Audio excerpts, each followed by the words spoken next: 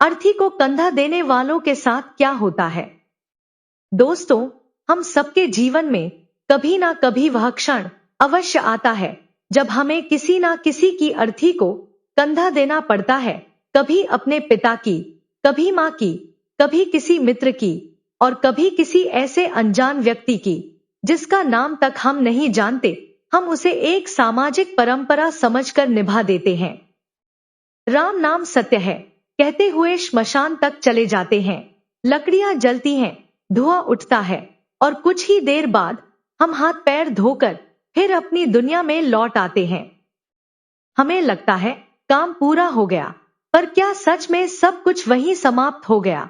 नहीं मित्रों, असल कहानी तो उसी क्षण शुरू होती है जब आपने उस अर्थी को अपने कंधे पर उठाया था।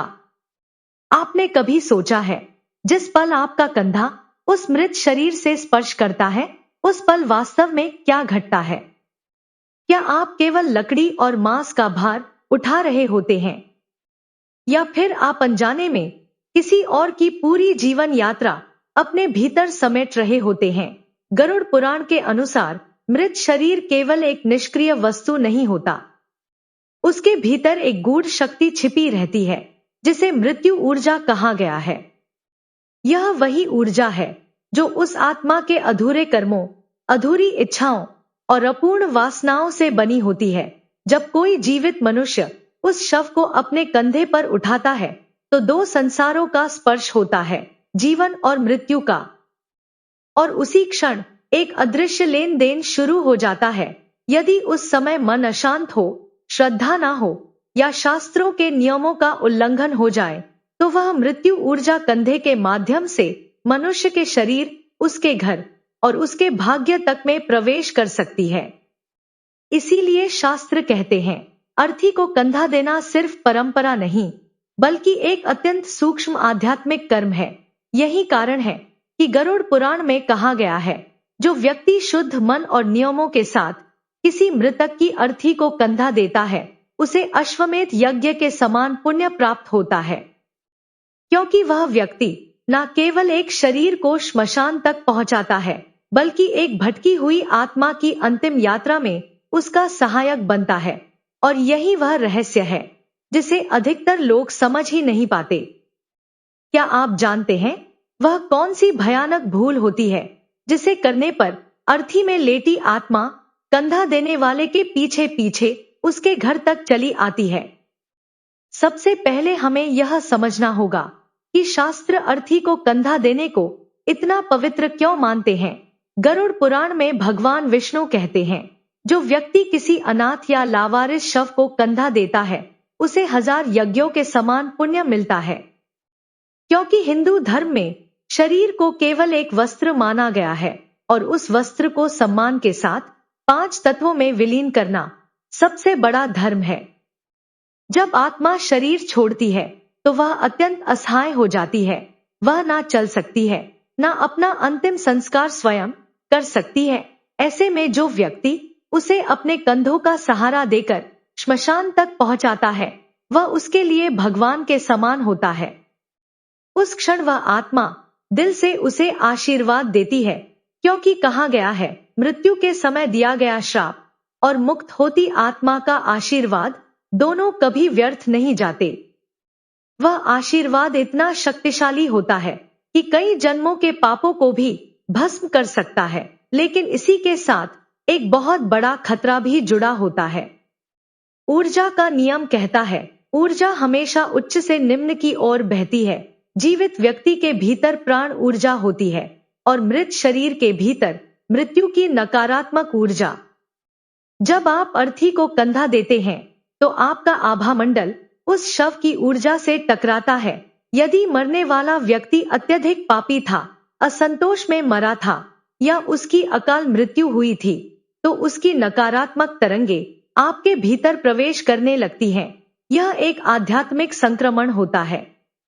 इसीलिए आपने देखा होगा, श्मशान से लौटने के बाद कई लोगों को अचानक बुखार हो जाता है, शरीर टूटने लगता है, मन बेचैन हो जाता है और अजीब सी घबराहट घेर लेती है। यह साधारण थकान नहीं होती, यह उस नकारात्मक ऊर्जा का असर होता है जो आपकी प्राण शक्ति को धीरे धीरे चूस रही होती है। शास्त्रों में अर्थी को कंधा देने के बहुत कठोर नियम बताए गए हैं।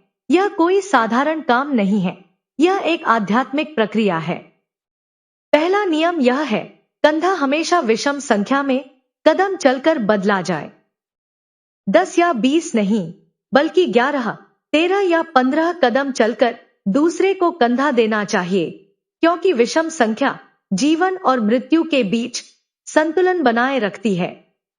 दूसरा और सबसे महत्वपूर्ण नियम यह है, कंधा देते समय मन बिल्कुल शुद्ध होना चाहिए।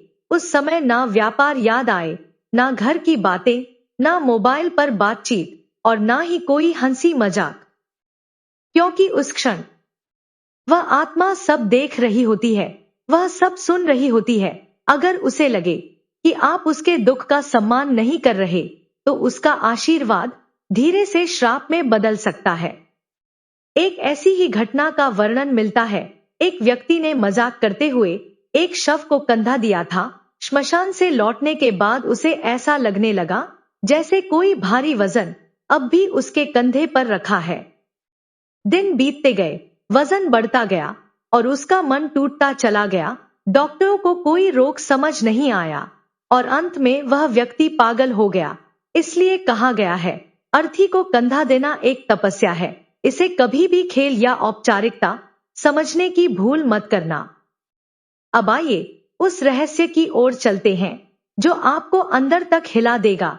गरुड़ पुराण कहता है, जब हम अर्थी लेकर चलते हैं तो हर कदम पर हमारे पाप नष्ट होते हैं।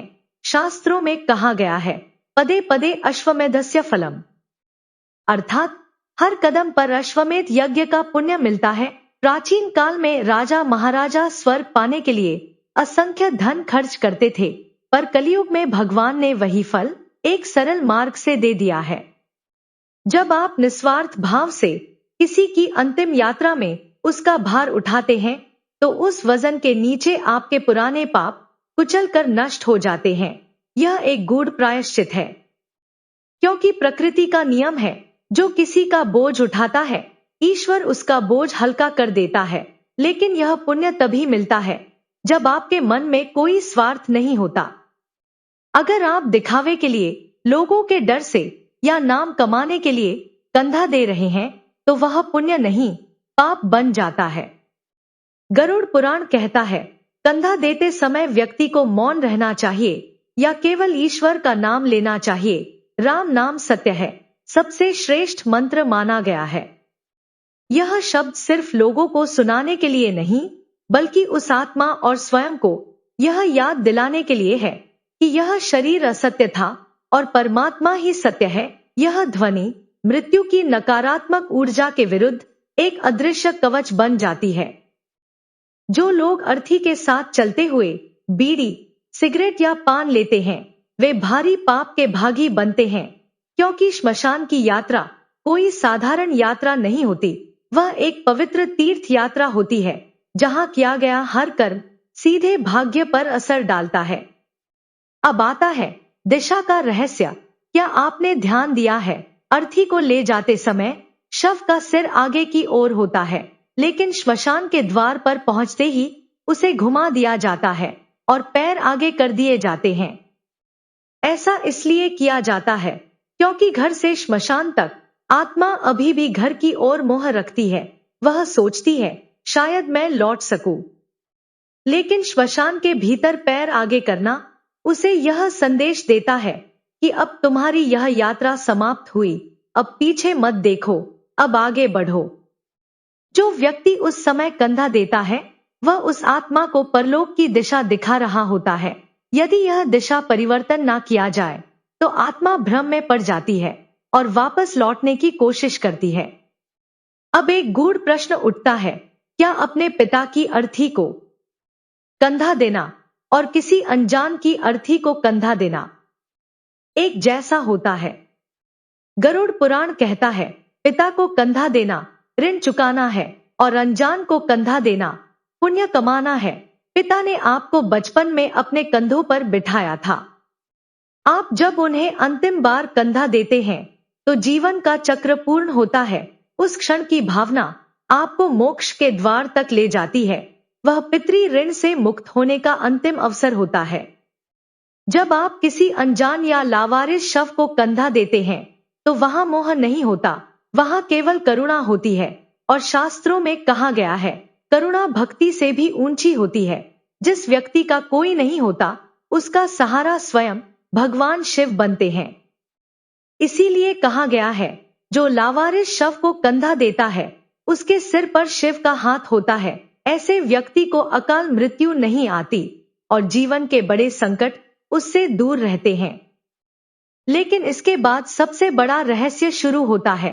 अर्थी को कंधा देने के बाद क्या करना चाहिए, यह जानना सबसे अधिक जरूरी है। अधिकतर लोग श्मशान से लौटकर केवल हाथ पैर धो लेते हैं और घर में प्रवेश कर जाते हैं। गरुड़ पुराण कहता है, यह पर्याप्त नहीं है। श्मशान की मिट्टी और शव की ऊर्जा आपके शरीर पर चिपक जाती है, उसे केवल पानी के छींटों से नहीं हटाया जा सकता। इसके लिए सचल स्नान आवश्यक बताया गया है, अर्थात कपड़ों सहित स्नान। जब तक आप स्नान नहीं करते तब तक आप अशुद्ध माने जाते हैं। उस अवस्था में यदि आप किसी बच्चे को छू लें या मंदिर में प्रवेश करें या भोजन कर लें तो वह नकारात्मक ऊर्जा उन सब में फैल जाती है। बच्चों का आभा मंडल बहुत कमजोर होता है, वे तुरंत उस ऊर्जा से प्रभावित हो जाते हैं। गरुड़ पुराण में एक अत्यंत भयावह चेतावनी दी गई है, यदि कोई व्यक्ति श्मशान से लौटकर बिना स्नान किए पत्नी के साथ संबंध बनाता है तो उससे उत्पन्न संतान विकृत प्रवृत्ति की होती है। उस पर प्रेत ऊर्जा की छाया मानी जाती है। इसलिए कहा गया है, श्मशान की यात्रा के बाद शुद्धिकरण सबसे बड़ा धर्म है।